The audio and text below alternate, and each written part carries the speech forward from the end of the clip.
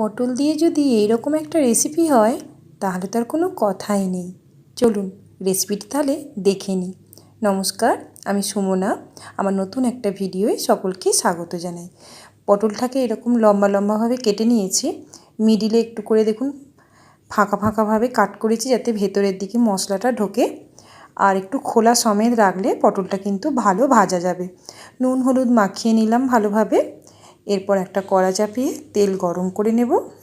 আর এরকম বড় বড় পটলগুলো গরম তেলের মধ্যে আস্তে আস্তে দিয়ে দেব। তেলটা দেখুন গরম হয়ে গেছে। এরপর সমস্ত পটলগুলো তেলের মধ্যে দিয়ে দেব। ভালোভাবে ভেজে নিতে হবে পটলগুলো, একটু লাল লাল করে ভাজতে হবে। যেরকম নর্মালি পটল ভাজা হয় সেই রকমই ভেজে নিতে হবে। দেখুন এই যেমন ভিডিওয় দেখাচ্ছি সেই রকম ভেজে তুলে রাখলাম। এরপর আমাদের একটা মশলা রেডি করে নিতে হবে। তো এখানে আমি একদম মিক্সার জারের মধ্যেই রেডি করব। মিক্সির মধ্যে এখানে নিয়ে নিলাম টমেটো, তার মধ্যে নিলাম দুটো কাঁচা লঙ্কা। আর ঝালটা যেমন বুঝে নেবেন, দুটো জায়গায় চারটেও নিতে পারেন। অল্প একটু আদা কুচি দিয়ে দিলাম। কুচিটা ছোট ছোট করে দিয়েছি এই জন্যই যে পেস্ট হতে সময় লাগবে, না হলে আদাগুলো শক্ত শক্ত থেকে যাবে। তো এটা তার জন্যই মিহি করে নেবো বলেই ছোটো ছোটো কুচি করে নিয়েছি। আর টক দই দিয়ে দিলাম। এরপর সেই পটল ভাজার তেলের মধ্যে গোটা গরম মশলার ফোড়ন দিলাম আর মশলাটা সাথে ঢেলে দিলাম।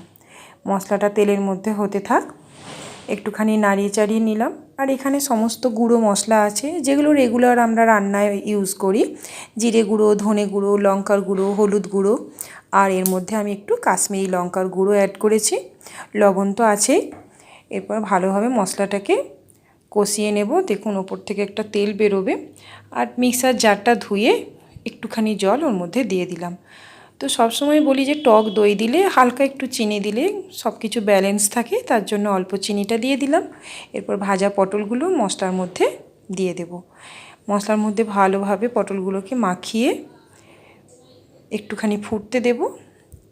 তো এই সময় চাইলে এখানে ধনেপাতা অ্যাড করতে পারেন। দেখুন কি সুন্দর কালারটা হয়েছে। এটা কিন্তু দেখতেও যেমন সুন্দর হয়েছে, খেতেও কিন্তু খুব সুন্দর হয়েছিল। এখানে ভাতের সাথে, পরোটার সাথে, রুটির সাথে, সমস্ত কিছুর সাথেই কিন্তু এই দই পটল খুব ভালো খেতে লাগে। তো ভিডিওটা দেখার জন্য সকলকে ধন্যবাদ জানাই। নতুন নতুন ভিডিও পেতে প্লিজ ফলো করে রাখবেন যারা ফেসবুক থেকে দেখছেন, আর যারা ইউটিউব থেকে দেখছেন প্লিজ সাবস্ক্রাইব করে নেবেন। ধন্যবাদ। ভালো থাকবেন, সুস্থ থাকবেন।